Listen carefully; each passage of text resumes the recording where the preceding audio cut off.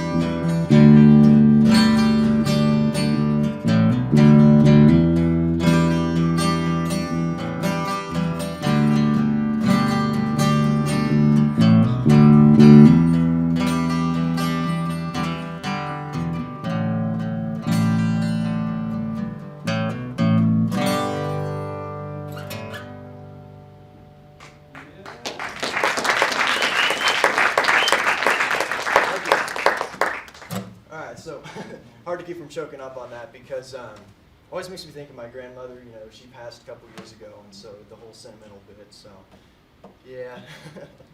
Well, so I hope you enjoyed those two songs. And there's a question you might be asking yourself, and it's probably that, you know, if you're a local band, why did you come here and represent your band using covers? And so, yeah, it's an interesting question.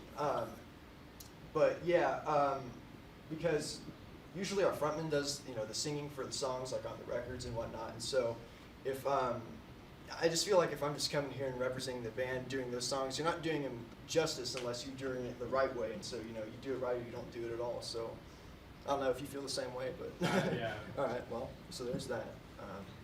Anything you wanted to add? Hit us up on Facebook if you want to, or Instagram. Instagram. Got Twitter. Got SoundCloud. Got everything. But yeah. So here's that. We come from Fountain City, which I'm not sure some of you guys might be familiar with. It's located near Richmond, just a little bit north. And we all kind of met up. I remember, at least me personally, I met up with the frontman of our band with church way back when I was younger. I was probably, what would you say, about 5 or 6 months? Yeah, I mean, starting out, I was a little guy. And so through that's kind of how we knew each other. And then with my brother, he started to play guitar and whatnot. And I know that him and Weston, which is the name of our frontman, they kind of would play together for like the music at church.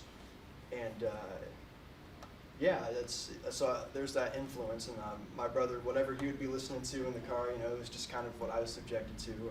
Be it AC/DC or you know, any sort of band, could have been anything. And so yeah, so they would always like playing at church and whatnot. And then from there, we actually transferred to the school that Weston attends in Fountain City. And so, you know, we kind of got closer and whatnot. And then as my brother Jansen moved to Boston, Massachusetts, I was just kind of going solo. You know, I was talking to Weston. I was like, hey, you know, we should probably start something up. And he was like, yeah, we should. And then, you know, some time passed, and then we got, you know, Evan on keyboard and, you know, aspiring bass player here, up and coming. So yeah, so we got him and one of my friends, Andrew Schuler. Then we had Matt Carson. He's this kind of like, you know, he's the brain. He's what holds us all together. He's the manager, organizes the events and whatnot. And so we got together and we started playing gigs, about a year and a half ago, a little more. So August of 13. So yeah, a little over a year and a half.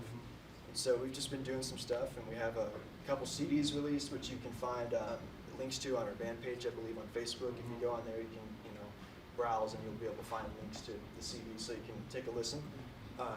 So, you know, there's that. What else we add? I'll just say this: being in a band and just playing music with people, it allows you to just bond with people in a way that you don't usually always do. It's I mean, true. Yeah. You know, it's like You all share a lot of things in common, the sense of whether it be camaraderie. music or any other things. You just get really close to people, and it's a great experience. Absolutely. And you can bond with fans and use, you know, music, of course, as everyone probably knows, it's a form of art, it's a form of expression. And so it's a great way, it's a good outlet. You know, you can turn negative energy to positive energy. That's one thing.